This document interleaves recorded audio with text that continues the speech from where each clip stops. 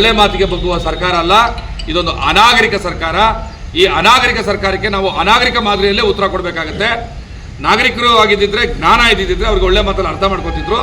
ಇದು ಸುಳ್ಳುಕೋರ ಸರ್ಕಾರ, ನಂಬಿಕೆ ದ್ರೋಹಿ ಸರ್ಕಾರ ಅಂತ ನಾವು ನಿರ್ಧಾರ ಮಾಡಿದ್ವಿ. ನಾವು ಎಚ್.ಸಿ. ಮಹದೇವಪ್ಪನ ಒಬ್ಬ ಸಚಿವ ಅಂತ ಪ್ರಶ್ನೆ ಮಾಡ್ತಾ ಇದ್ದೀವಿ.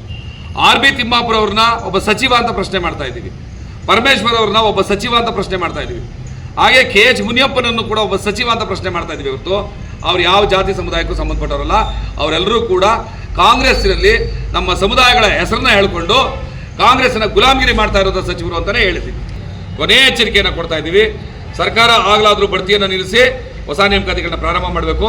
ಇಲ್ಲದೆ ಹೋದರೆ ಮುಂದಿನ ZPTP ಚುನಾವಣೆಗಳಲ್ಲಿ ಈ ಕಾಂಗ್ರೆಸ್ನ ಅಭ್ಯರ್ಥಿಗಳನ್ನು ಯಾರಾದರೂ ಓಟ್ಗಳನ್ನ ಕೇಳ್ಕೊಂಡು ನಮ್ಮ ಕಾಲೋನಿಗಳಿಗೆ ಬಂದರೆ ಒಳಗಡೆ ಪ್ರವೇಶ ಕೊಡೋದಿಲ್ಲ.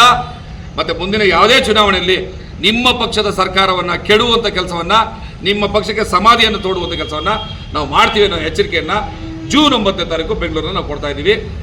ಒಳ ಮೀಸಲಾತಿ ಜಾರಿಯಾಗಲೇಬೇಕು ರಾಜ್ಯದಲ್ಲಿ ಅಂತ ಹೇಳುವ ನಿಟ್ಟಿನಲ್ಲಿ ರಾಜ್ಯದ ವ್ಯಾಪ್ತಿನಲ್ಲಿ ಪಾದಯಾತ್ರೆ, ರಥಯಾತ್ರೆಗಳ ಮೂಲಕ ಒಳ ಮೀಸಲಾತಿಯ ಬಗ್ಗೆ ಜಾಗೃತಿ ಮತ್ತು ಅರಿವನ್ನು ಮೂಡಿಸ್ತಾ ಸರ್ಕಾರವನ್ನು ಎಚ್ಚರಿಸ್ತಾ ಪ್ರೊಫೆಸರ್ ಬಿ ಕೃಷ್ಣಪ್ಪನವರ ಮೈತ್ರಿವನದಿಂದ ಹೊರಟಂಥ ಪಾದಯಾತ್ರೆ ಬೆಂಗಳೂರನ್ನು ತಲುಪಿ ಅಲ್ಲಿ ಬೃಹದಾಕಾರದ ಒಂದು ಲಕ್ಷಾಂತರ ಜನಗಳನ್ನ ಸೇರಿಸಿ ಒಂದು ಸಮಾವೇಶವನ್ನು ಮಾಡಿ ಸರ್ಕಾರಕ್ಕೆ ಎಚ್ಚರಿಕೆಯನ್ನು ಕೊಟ್ಟು ಅದಾದ ನಂತರದಲ್ಲಿ ಬೀದರ್ನಿಂದ ಮತ್ತೆ ಮಹದೇಶ್ವರ ಬೆಟ್ಟದಿಂದ ರಥಯಾತ್ರೆಯನ್ನು ಪ್ರಾರಂಭ ಮಾಡಿ ಹಲವಾರು ಜಿಲ್ಲೆಗಳನ್ನು ಸುತ್ತಿ ಮತ್ತೆ ಸರ್ಕಾರಕ್ಕೆ ಅರೆಬೆತ್ತಲೆ ಮೆರವಣಿಗೆ ಮೂಲಕ ಪಾದಯಾತ್ರೆಯನ್ನು ಮಾಡ್ತೀವಿ ಅಂತೇಳಿ ಮೈಸೂರಿನ ಬೆಟ್ಟದ ಮಹಿಷಾಸುರ ಪ್ರತಿಮೆ ಮುಂಭಾಗದಿಂದ ಹೊರಟಂಥ ಸಂದರ್ಭದಲ್ಲಿ ಮೈಸೂರಿಗೆ ಬರುವಂಥ ಪಾದಯಾತ್ರೆಗೆ ಹಲವಾರು ರೀತಿಯಲ್ಲಿ ಅಡ್ಡಿ ಆತಂಕಗಳನ್ನ ಉಂಟು ಮಾಡಿದಂಥವ್ರು, ಕಲ್ಲನ್ನು ಹೊಡಿತೀನಿ ಅಂತೇಳಿ ನೇರವಾಗಿ ಬಂದಂಥವ್ರು, ಇಂಥವ್ರನ್ನೆಲ್ಲರೂ ಕೂಡ ಎದುರಿಸಿ ಅವ್ರ ಸವಾಲುಗಳನ್ನ ಸ್ವೀಕಾರ ಮಾಡಿ ಆದರೂ ಕೂಡ ಜಗ್ಗದೆ ಎದುರದೆ ಇವತ್ತು ರಾಜ್ಯ ವ್ಯಾಪ್ತಿನಲ್ಲಿ ಸಂಚಾರ ಮಾಡ್ತಾ ಈ ಒಂದು ಪಾದಯಾತ್ರೆ ಭಾಸ್ಕರ್ ಪ್ರಸಾದ್ ಸರ್ ಮತ್ತು ಅವರ ನೇತೃತ್ವದ ಕ್ರಾಂತಿಕಾರಿ ತಂಡ ಮಳವಳ್ಳಿಯನ್ನು ತಲುಪಿದೆ. ನಿಮ್ಮ ಮಾಧ್ಯಮ ಮುಖಾಂತರ ಅವರ ಒಂದು ಉದ್ದೇಶವನ್ನು ರಾಜ್ಯಕ್ಕೆ ತಲುಪಿಸಬೇಕು ಅನ್ನೋ ಸದುದ್ದೇಶದಿಂದ ನಿಮ್ಮೆಲ್ಲರೂ ಕೂಡ ನಾವು ಬರಲೇಬೇಕು ಅಂತ ಕೋರಿದಾಗ, ಪತ್ರಿಕಾಗೋಷ್ಠಿಯನ್ನು ಕರೆದಾಗ ಜಿಲ್ಲೆಯ ಎಲ್ಲ ನಮ್ಮ ವರದಿಗಾರರು, ನಮ್ಮ ತಾಲೂಕಿನ ಎಲ್ಲ ಪತ್ರಿಕಾ ಮಾಧ್ಯಮದವರು ನೀವೆಲ್ಲರೂ ಕೂಡ ಬಂದಿದ್ದೀರಿ. ಮೊದಲನೇದಾಗಿ ನಿಮ್ಮೆಲ್ಲರಿಗೂ ಕೂಡ ನಮ್ಮ ತಂಡದ ಪರವಾಗಿ ಮತ್ತು ಭಾಸ್ಕರ್ ಪ್ರಸಾದ್ ಅಣ್ಣನವರ ಪರವಾಗಿ ನನ್ನ ವೈಯಕ್ತಿಕವಾಗಿ ಮೊದಲಿಗೆ ಸ್ವಾಗತವನ್ನು ಕೋರ್ತೇನೆ. ಈ ಸಭೆಯನ್ನು ಉದ್ದೇಶಿಸಿ ಭಾಸ್ಕರ್ ಅಣ್ಣವರು ಮಾತಾಡ್ತಾರೆ. ದಯಮಾಡಿ ಎಲ್ಲರೂ ಕೂಡ ಸಾವಧಾನವಾಗಿ ಸಹಕರಿಸಬೇಕು ಅಂತೇಳಿ ನಮ್ಮ ಕ್ರಾಂತಿಕಾರಿ ಪಾದಯಾತ್ರಿಗಳೆಲ್ಲರೂ ಕೂಡ ನಾನು ಮನವಿಯನ್ನು ಮಾಡ್ತೇನೆ.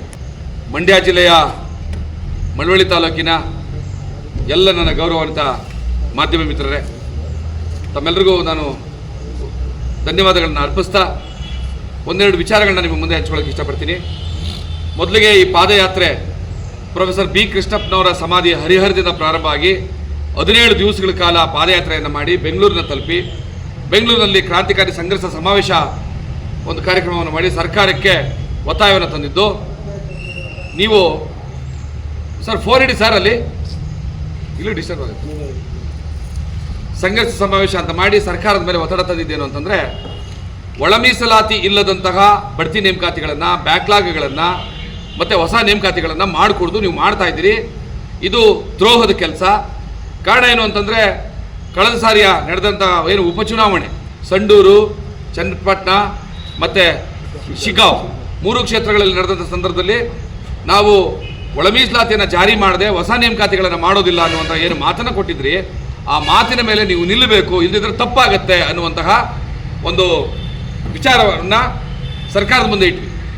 ಆದರೆ ಸಮಾಜ ಕಲ್ಯಾಣ ಇಲಾಖೆಯ ಸಚಿವ ಎಚ್.ಸಿ. ಮಹದೇವಪ್ಪ, ಹಾಗೆ ಗೃಹ ಇಲಾಖೆಯ ಸಚಿವ ಎಚ್.ಸಿ.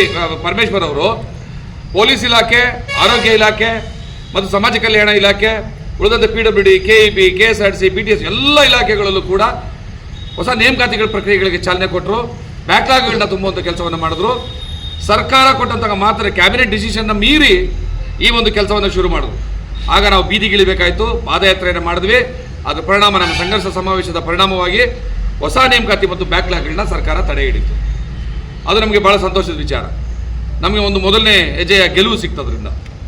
ಆದರೆ ಸಮಾಜ ಕಲ್ಯಾಣ ಇಲಾಖೆಯ ಸಚಿವರು ಏನು ಮಾಡಿದ್ದಾರೆ, ಅವರ ಸೆಕ್ರೆಟರಿಗಳು ಸೇರಿ ಕ್ಯಾಬಿನೆಟ್ ಡಿಸಿಷನನ್ನು ಸರ್ಕಾರದ ಮುಖ್ಯ ಕಾರ್ಯದರ್ಶಿಗಳಿಗೆ ತಲುಪಿಸುವಾಗ ಯಾವುದೇ ನೇಮಕಾತಿಗಳನ್ನು ಅನ್ನುವಂಥ ಜಾಗದಲ್ಲಿ ಕೇವಲ ನೇರ ನೇಮಕಾತಿ ಅನ್ನೋದನ್ನು ಮೆನ್ಷನ್ ಮಾಡಿ ಬಡ್ತಿ ನೇಮಕಾತಿಗಳನ್ನ ಮುಂದುವರಿಸಿದ್ದಾರೆ.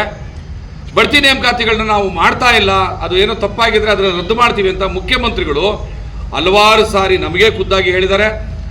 ಸರ್ಕಾರದ ಕಾರ್ಯಕ್ರಮ ಜಗಜೀವನ್ ರಾಮ್ರವರ ಜನ್ಮ ದಿನಾಚರಣೆ ಜಯಂತಿ ದಿವಸ ಸರ್ಕಾರದ ಕಾರ್ಯಕ್ರಮದಲ್ಲಿ ಅನೌನ್ಸ್ ಮಾಡಿದ್ದಾರೆ. ಆದರೂ ಅವರ ಮಾತನ್ನು ಆಡಿ ಇಲ್ಲಿಗೆ ಒಂದು 50 ದಿವಸಗಳು ಕಳೆದಿದೆ.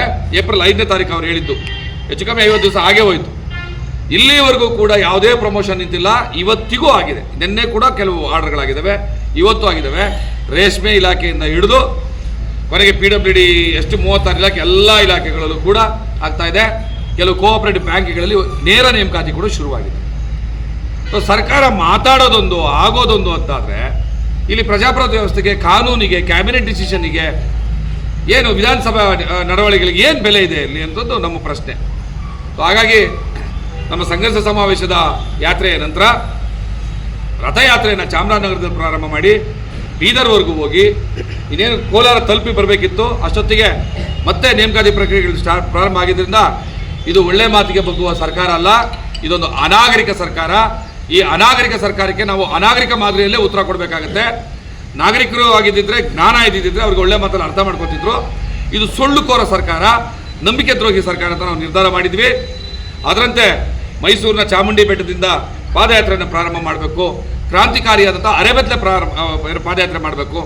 ಮತ್ತು ನಾನು ಆಗಲೇ ಹೇಳಿದಂಗೆ ಅನಾಗರಿಕ ಸರ್ಕಾರಕ್ಕೆ ಅನಾಗರಿಕ ಮಾದರಿಯ ಉತ್ತರ ಅಂತಂದರೆ ನಾವಿಲ್ಲಿ ಪೊರಕೆ ಜಾಥಾಗಳನ್ನು, ಅರೆಬೆತ್ತಲೆ ಮೆರವಣಿಗೆಯನ್ನು, ಮೈ ಮೇಲೆ ಮಲ ಸುರ್ಕೊಳ್ಳುವಂಥ ಕೆಲಸವನ್ನು ಎಷ್ಟು ವಿಧವಾಗಿ ಈ ಸರ್ಕಾರ ಅನಾಗರಿಕವಾಗಿದೆ ಅಂತ ತೋರಿಸೋದಕ್ಕೆ ಸಾಧ್ಯ ಇದೆಯೋ ಅಷ್ಟೂ ಪ್ರಕಾರವಾಗಿ ಈ ಅನಾಗರಿಕ ವರ್ತನೆಯನ್ನು ಈ ಸರ್ಕಾರಕ್ಕೆ ತೋರಿಸ್ಬೇಕು ಅಂತ ನಾವು ಪ್ರಯತ್ನ ಪಟ್ಟು ಹೊರಟಿದ್ದು. ನಾವು ಒಂದು ಸ್ಪಷ್ಟಪಡಿಸ್ತೀವಿ, ನಮ್ಮ ಹಸಿವು, ನಮ್ಮ ಸಂಕಟ, ನಮ್ಮ ನೋವು ಏನು ಅಂತ ಹೇಳ್ಕೊಂಡು ಹೋಗ್ತಾ ಇದ್ದೀವಿ ಹೊರತು ಇಲ್ಲಿ ಯಾವ ಜಾತಿ ಸಮುದಾಯಗಳನ್ನ ಅವಮಾನ ಮಾಡಿಸುವಂಥದ್ದೋ ಪ್ರಶ್ನೆ ಮಾಡುವಂಥದ್ದೇ ಇಲ್ಲವೇ ಇಲ್ಲ. ನಾವು ಎಚ್ ಸಿ ಮಹದೇವಪ್ಪನ ಒಬ್ಬ ಸಚಿವ ಅಂತ ಪ್ರಶ್ನೆ ಮಾಡ್ತಾ ಇದ್ದೀವಿ, ಆರ್ ಬಿ ತಿಮ್ಮಾಪುರ ಅವ್ರನ್ನ ಒಬ್ಬ ಸಚಿವ ಅಂತ ಪ್ರಶ್ನೆ ಮಾಡ್ತಾ ಇದ್ದೀವಿ, ಪರಮೇಶ್ವರ್ ಅವ್ರನ್ನ ಒಬ್ಬ ಸಚಿವ ಅಂತ ಪ್ರಶ್ನೆ ಮಾಡ್ತಾ ಇದ್ದೀವಿ, ಹಾಗೆ ಕೆ ಎಚ್ ಮುನಿಯಪ್ಪನನ್ನು ಕೂಡ ಒಬ್ಬ ಸಚಿವ ಅಂತ ಪ್ರಶ್ನೆ ಮಾಡ್ತಾ ಇದ್ದೀವಿ ಹೊರತು ಅವ್ರು ಯಾವ ಜಾತಿ ಸಮುದಾಯಕ್ಕೂ ಸಂಬಂಧಪಟ್ಟವರಲ್ಲ. ಅವರೆಲ್ಲರೂ ಕೂಡ ಕಾಂಗ್ರೆಸ್ಸಿನಲ್ಲಿ ನಮ್ಮ ಸಮುದಾಯಗಳ ಹೆಸರನ್ನ ಹೇಳ್ಕೊಂಡು ಕಾಂಗ್ರೆಸ್ನ ಗುಲಾಮಗಿರಿ ಮಾಡ್ತಾ ಇರೋದ ಸಚಿವರು ಅಂತಲೇ ಹೇಳ್ತೀವಿ. ಇಲ್ಲಿ ಯಾವ ಜಾತಿಯನ್ನು ಅವಮಾನಿಸೋದಿಲ್ಲ. ಆದರೆ ಕೆಲವು ಪುಂಡ್ರು ಕುಡ್ಕೊಂಡು ಬಂದು ಗಲಾಟೆ ಮಾಡಿದ್ದಾರೆ ಚಾಮುಂಡಿ ಬೆಟ್ಟದಲ್ಲಿ. ಕೇವಲ 4-5 ಜನ ಕುಡ್ಕೊಂಡು ಬಂದು ಗಲಾಟೆ ಮಾಡಿ ನೀವು ವಲಯ ಸಮುದಾಯನ ಅವಮಾನಿಸ್ತಾ ಇದ್ದೀರಿ ಅಂತ. ಎಚ್ ಸಿ ಮಹದೇವಪ್ಪರನ್ನ ಪ್ರಶ್ನೆ ಮಾಡಿದ್ರೆ ವಲಯ ಸಮುದಾಯನ ಪ್ರಶ್ನೆ ಮಾಡ್ದಂಗೆ ಆಗೋದಿಲ್ಲ, ಅವರು ಸರ್ಕಾರದ ಪ್ರತಿನಿಧಿ. ಹಾಗೆ ಕೆ ಎಚ್ ಮುನಿಯಪ್ಪನ ಪ್ರಶ್ನೆ ಮಾಡಿದ್ರೆ ಮಾದಿಗ ಸಮಾಜವನ್ನು ಪ್ರಶ್ನೆ ಮಾಡ್ದಂಗಲ್ಲ, ಅವಮಾನ ಮಾಡ್ದಂಗಲ್ಲ. ಆತ ಆ ಪಕ್ಷದ ಗುಲಾಮಗಿರಿ ಮಾಡ್ತಾ ಇರೋಂಥ ವ್ಯಕ್ತಿ. ನಮ್ಮ ಸಾಮಾಜಿಕ ನ್ಯಾಯವನ್ನು ಎತ್ತಿ ಹಿಡಿಯೋದ್ರಲ್ಲಿ, ಕಾಂಗ್ರೆಸ್ಸಿನ ಗುಲಾಮಗಿರಿ ಬಿಡೋದ್ರಲ್ಲಿ ನೀವು ಇಲ್ಲಿವರೆಗೂ ಕೂಡ ಸಾಧ್ಯ ಆಗಲಿಲ್ಲ. ನಿಮ್ಮ ಭ್ರಷ್ಟಾಚಾರಕ್ಕೆ ಈಡಾಗಿದ್ದೀರಿ ನೀವು. ಈ ಸಮುದಾಯಗಳಿಗೆ, ಅಸ್ಪೃಶ್ಯ ಸಮುದಾಯಗಳಿಗೆ, ವಲಯ, ಮಾದಿಗ, ಏನು ಎಷ್ಟು 101 ಜಾತಿಗಳಿವೆ, ಈ ಎಲ್ಲ ಜಾತಿಗಳಿಗೂ ಅನ್ಯಾಯ ಮಾಡ್ತಾ ಇದ್ದೀರಿ ನೀವು, ಭ್ರಷ್ಟಾಚಾರ ಮಾಡ್ತಾ ಇದ್ದೀರಿ ನೀವು, ಪ್ರಮೋಷನ್ಗಳಲ್ಲಿ ದುಡ್ಡು ವಸೂಲಿ ಮಾಡ್ತಾ ಇದ್ದೀರಿ ಅಂತ ಆರೋಪ ಇಟ್ಕೊಂಡು ನಾವು ಹೊರಟ್ರೆ ನಮ್ಮೇಲೆ ದಾಳಿ ಮಾಡೋಕ್ಕೆ ಬಂದಿದ್ದಾರೆ. ಅಲ್ಲಿ ಪಾಪ ಸಹಾಯಕ ಪೊಲೀಸ್ನವರು ಎಚ್ ಸಿ ಮಹದೇವಪ್ಪನವರ ಕುತಂತ್ರಕ್ಕೆ ಬಂದು ನಮ್ಮನ್ನು 2 ದಿವಸ ಅರೆಸ್ಟ್ ಮಾಡಿದ್ರು. ಕೊನೆಗೆ ನಮ್ಮನ್ನು ಬಿಡುಗಡೆ ಮಾಡಿದ್ರು. ನಾವು ಇಲ್ಲಿಗೆ ಈಗ ಬಂದಿದ್ದೀವಿ. ಈಗ ಇಲ್ಲಿಂದ ತಮ್ಮೆಲ್ಲರ ಮೂಲಕ ನಾವು ಸಮಾಜಕ್ಕೂ ಸರ್ಕಾರಕ್ಕೂ ಹೇಳೋದೇನು ಅಂತಂದರೆ, ಇದು ಯಾರ ವಿರುದ್ಧ ಅಲ್ಲ, ಬದಲಾಗಿ ನಮ್ಮ ಹಸಿವಿನ ಪರ, ನಮ್ಮ ಸಂಕಟದ ಪರ. ಈ ನಮ್ಮ ಅಸ್ಪೃಶ್ಯ ಸಮುದಾಯಗಳು, ಮಾದಿಗ ಸಮುದಾಯ ಏನಾಗಿದೆ, ಯಾವ ದುಡ್ಡನ್ನು ಕೊಟ್ಟು ಪ್ರಮೋಷನ್ ತಗೊಳ್ಳೋಂಥ ಸ್ಥಿತಿಲಿ ಇಲ್ಲ. ಹಾಗಾಗಿ ನಮ್ಗೆ ಅನ್ಯಾಯ ಮಾಡ್ತಾ ಇರೋಂಥ ಈ ಸಂದರ್ಭದಲ್ಲಿ ನಾವು ಮತ್ತಷ್ಟು ಉಗ್ರವಾಗಿ, ಅರೆಬೆತ್ತಲೆಯಾಗಿ, ಮತ್ತು ಇನ್ನು ಮುಂದಿನ ದಾರಿನಲ್ಲಿ ಯಾವ್ಯಾವ ರೀತಿಯಾದಂತಹ ಒಂದು ಹೋರಾಟಗಳನ್ನ ನಂಬ್ಕೋತೀವೋ, ಪಂಜಿನ ಮೆರವಣಿಗೆ, ಪೊರಕೆ ಜಾಥಾ ಅಥವಾ ಇನ್ನೇನಾಗುತ್ತೋ ಗೊತ್ತಿಲ್ಲ, ಆ ರೀತಿಯಾದಂಥ ಉಗ್ರವಾದ ಕ್ರಮಗಳನ್ನ, ಆದರೆ ಯಾವುದೇ ಸಾರ್ವಜನಿಕರ ಆಸ್ತಿ ಪಾಸ್ತಿಗೆ ನಷ್ಟ ಮಾಡುವಂಥದ್ದು, ಯಾವುದೇ ಸಾರ್ವಜನಿಕರ ಮಾನ ಪ್ರಾಣಗಳಿಗೆ ತೊಂದರೆ ಮಾಡುವಂಥದ್ದು ಯಾವುದೇ ಕಾರಣಕ್ಕೂ ಆಗೋದಿಲ್ಲ. ಈ ಕಳೆದ ಹೆಚ್ಚು ಕಮ್ಮಿ 87-88 ದಿವಸಗಳಾಗ್ತಾ ಬಂತು. ಇಷ್ಟೂ ದಿವಸಗಳಲ್ಲಿ ಒಂದು ಸಣ್ಣ ತೊಂದರೆ ಕೂಡ ಸಾರ್ವಜನಿಕರಿಗೆ ಮಾಡಿದ ಉದಾಹರಣೆ ಇಲ್ಲ. ಬದಲಾಗಿ ನಮಗೆ ನಾವು ಶಿಕ್ಷೆ ಕೊಟ್ಕೊಳ್ಳುವಂಥ ಕೆಲಸವನ್ನು ಮಾಡಿದ್ದೀವಿ. ಸುಮಾರು 67% ಓಟನ್ನು ಕೊಟ್ಟಂತಹ ಈ ಸಮುದಾಯದ ಋಣ ತೀರಿಸದೆ ನೀವು ದ್ರೋಹ ಮಾಡ್ತಾ ಇದ್ರಲ್ಲ ಕಾಂಗ್ರೆಸ್ನವರೇ, ನಿಮಗೆ ಓಟ್ ಕೊಟ್ಟ ತಪ್ಪಿಗೆ, ನನ್ನ ಸಮುದಾಯದ ತಪ್ಪಿನ ಕಾರಣಕ್ಕೆ ನಾನು ಪ್ರಾಯಶ್ಚಿತ್ತ ಮಾಡ್ಕೋತೀವಿ ಅಂತ ನಮಗೆ ನಾವು ಹೊಡ್ಕೊಳ್ಳುವಂಥ ಕೆಲಸವನ್ನು ಮಾಡಿದ್ದೀವಿ ಹೊರತು ಇನ್ನೊಬ್ಬರು ಧಕ್ಕೆ ಮಾಡಲಿಲ್ಲ. ಈಗಲೂ ಕೂಡ ಇನ್ನೊಂದು ದಿವಸ ನೋಡ್ತೀವಿ. ಆ ನಂತರ ಬಡ್ತಿ ನೇಮಕಾತಿಯನ್ನು ತಡೆದೇ ಇದೇ ಮೊಂಡುತನವನ್ನು ಸರ್ಕಾರ ಮುಂದುವರಿಸಿದ್ರೆ ಖಂಡಿತವಾಗ್ಲೂ ನಾವೆಲ್ಲರೂ ನಾವು ನಮ್ಮ ಮೈ ಮೇಲೆ ಬಾಸುಂಡೆಗಳು ಬರೋ ರೀತಿಯಲ್ಲಿ ನಮಗೆ ನಾವು ಹೊಡ್ಕೊಂಡು ನಾವು ಪಶ್ಚಾತ್ತಾಪವನ್ನು ಪ್ರದರ್ಶನ ಮಾಡ್ತೀವಿ. ಈ ಮಾನಗೇಡಿ ಸರ್ಕಾರವನ್ನು ನಂಬಿದ್ದಕ್ಕೆ, ಈ ನಂಬಿಕೆ ದ್ರೋಹಿ ಸರ್ಕಾರವನ್ನು ನಂಬಿದ್ದಕ್ಕೆ ನಮಗೆ ನಾವು ಶಿಕ್ಷೆಯನ್ನು ಕೊಟ್ಕೊಳ್ತೀವಿ ಹೊರತು ಬೇರೆ ಯಾರಿಗೂ ಕೊಡೋದಿಲ್ಲ. ದಯಮಾಡಿ ತಾವು ಮಾಧ್ಯಮದವರು ಸರ್ಕಾರಕ್ಕೂ ಮತ್ತು ಸಮಾಜಕ್ಕೂ ಈ ನಮ್ಮ ವಿಚಾರಗಳನ್ನ ತಲುಪಿಸಬೇಕು ಅಂತ ತಮ್ಮೆಲ್ಲರಲ್ಲೂ ಕೂಡ ನಾನು ಕೈ ಮುಗಿದು ಪ್ರಾರ್ಥನೆ ಮಾಡ್ತಾ ಇದ್ದೀನಿ. ತಮ್ಮದು ಏನಾದರೂ ಅನುಮಾನ ಪ್ರಶ್ನೆಗಳಿದ್ರೆ ದಯಮಾಡಿ ಕೇಳ್ಬೋದು. ನಿಮಗೆ ಮಹತ್ವವಾದ ಆದೇಶ ಕೊಡ್ತು, ಅದಾದ ನಂತರ ಇಷ್ಟು ತಿಂಗಳು ಮೀನಾಮೀಷ ಆಯ್ತಲ್ಲ, ಇದ್ರ ಬಗ್ಗೆ ಏನು ಹೇಳ್ತೀವಿ? ಅಲ್ಲ, ಇದು ಕುಂಟು ನೆಪಗಳನ್ನ ಹೇಳ್ಕೊಂಡು ಹೋಗ್ತಾ ಇದೆ ಸರ್ಕಾರ. ಹೊಸ ಸಮೀಕ್ಷೆ ಮಾಡಬೇಕು, ದತ್ತಾಂಶ ಬೇಕು ಅಂತ. ಇದು ಸುಳ್ಳು. ಕರ್ನಾಟಕದಲ್ಲಿ ದತ್ತಾಂಶ ಇದೆ. ಎಲ್ಲಿದೆ? ಅವನೂರು ವರದಿ ಇದೆ, ಕಾಂತರಾಜ್ ಆಯೋಗದ ವರದಿ ಇದೆ, ಸದಾಶಿವ ಆಯೋಗದ ವರದಿ ಇದೆ, ಮತ್ತು ಮಾಧುಸ್ವಾಮಿ ಆಯೋಗದ ವರದಿ ಇದೆ. ಈ ಎಲ್ಲ ವರದಿಗಳಲ್ಲೂ ಒಂದು ವರದಿನ ನೀವು ಸರಿ ಇಲ್ಲ ಅನ್ಬೋದು, ಆದರೆ ಎಲ್ಲ ವರದಿಗಳನ್ನು ಕೂಡ ನೀವು ಕ್ರೋಢೀಕರಿಸಿದಾಗ ಅವರೇಜ್ ಪರ್ಸೆಂಟೇಜ್ ಸಿಗುತ್ತೆ. ಇವರ ಸಾಮಾಜಿಕ ಪರಿಸ್ಥಿತಿ ಏನು, ಆರ್ಥಿಕ ಪರಿಸ್ಥಿತಿ ಏನು, ರಾಜಕೀಯವಾಗಿ ಎಷ್ಟು ಇದೆ, ಇವರ ಸರ್ಕಾರಿ ಉದ್ಯೋಗದ ಪರಿಮಾಣ ಎಷ್ಟು, ಮತ್ತು ಜನಸಂಖ್ಯೆ ಎಷ್ಟು, ಕಂಪ್ಲೀಟಾಗಿ ನೀವು 4-5 ವರದಿಗಳನ್ನು ಮತ್ತು KPSCಯಲ್ಲಿರುವಂತಹ ಜಾತಿವಾರು ಸಂಖ್ಯೆ, ನೌಕರರ ಸಂಖ್ಯೆಯನ್ನು ತಗೊಂಡ್ರೆ ಎಲ್ಲವೂ ಸಿಗುತ್ತೆ. ಇದನ್ನೇ ದತ್ತಾಂಶ ಅಂತ ಕರೆಯೋದು. ದತ್ತಾಂಶ ಅಂದರೆ ತಲೆ ಹೇಳಿಕೆ ಮಾಡೋದಲ್ಲ. ದತ್ತಾಂಶ ಅಂತಂದರೆ ಒಂದು ಪ್ರಾಯೋಗಿಕವಾದಂಥ ಅಂಕಿಅಂಶ, ಅವರ ಹಿನ್ನೆಲೆ ಸಮೇತ, ಅಂದರೆ ಅವರ ಸಾಮಾಜಿಕ, ರಾಜಕೀಯ, ಆರ್ಥಿಕ, ಔದ್ಯೋಗಿಕ, ವಿದ್ಯಾಭ್ಯಾಸ ಎಲ್ಲವನ್ನೂ ಕೂಡ ಕ್ರೋಢೀಕರಿಸಿದಂತಹ ಒಂದು ಪರ್ಸೆಂಟೇಜ್ ಅವರೇಜ್ ಏನು ಬರ್ತದಲ್ಲ, ಅದನ್ನೇ ದತ್ತಾಂಶ ಅನ್ನೋದು.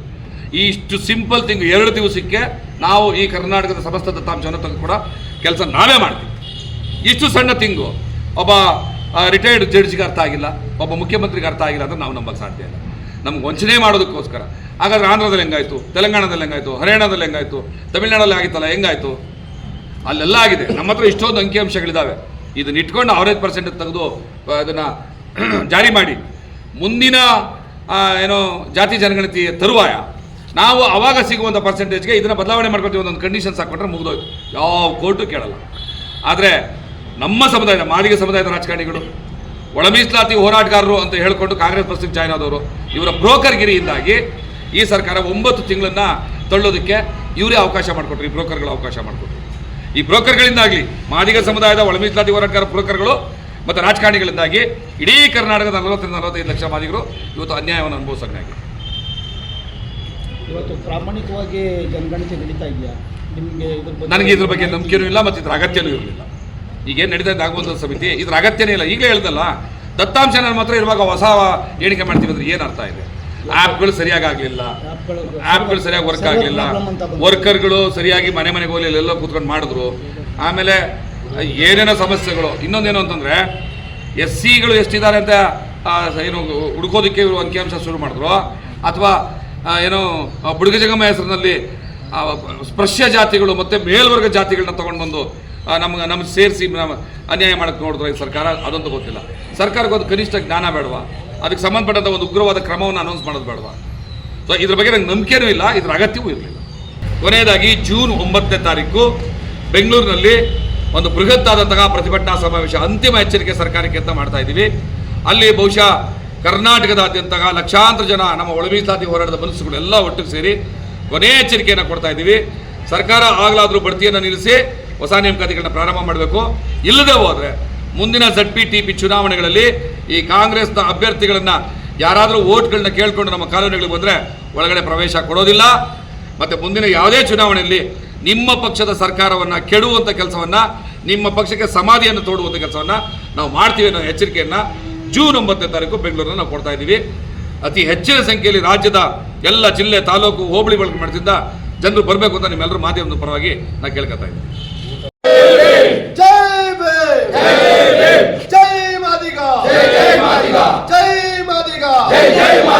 ಒಳ ಮೀಸಲಾತಿ ಜಾರಿ ಆಗಲೇಬೇಕು.